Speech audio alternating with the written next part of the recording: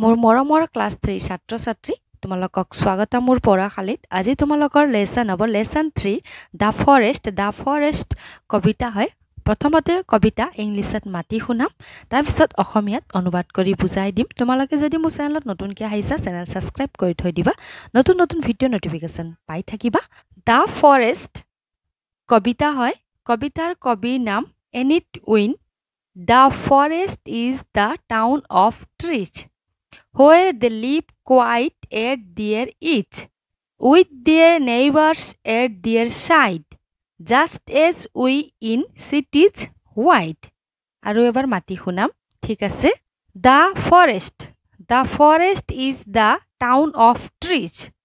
where they live quiet at their ease, with their neighbors at their side, just as we in cities wide. The forest মানে জঙ্গল অৰণ্য বা হাবি The forest is the town of trees কবিয়ে কৈছে যে হাবিখন বা অৰণ্যখন জঙ্গলখন হ'ল গছ-গছনিৰ চহৰ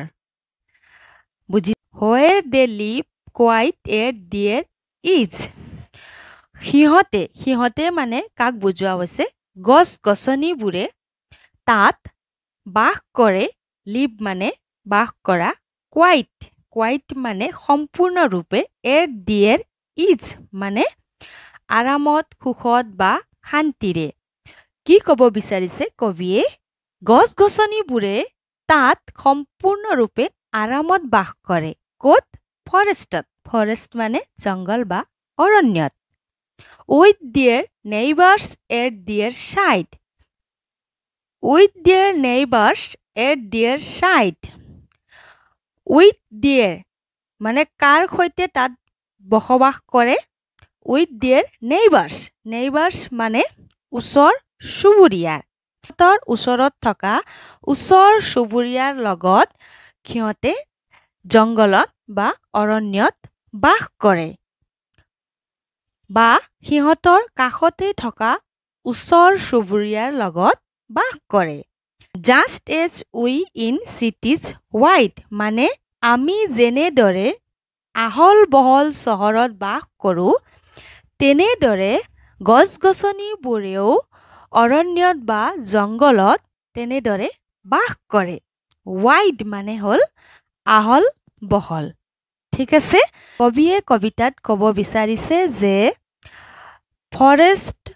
অৰণ্য বা জংগল হ'ল গছ-গছনিৰ চহৰ য'ত নেকি গছ-গছনিবোৰে তাত বাস কৰে সম্পূৰ্ণৰূপে আৰামত সুখত বা শান্তিৰে কাৰ লগত বাস কৰে তাহাঁতৰ ওচৰতে থকা ওচৰ চুবুৰীয়াৰ লগত আমি যেনেদৰে আমি আহল বহল চহৰত বাস কৰোঁ দ্য ফৰেষ্ট কবিতাত কবিয়ে এইটোৱে ক'ব বিচাৰিছে ঠিক আছে আশা ৰাখিছোঁ মোৰ মৰমৰ ছাত্ৰ-ছাত্ৰী তোমালোকে আজিৰ ভিডিঅ' বুজি পাইছা বুলি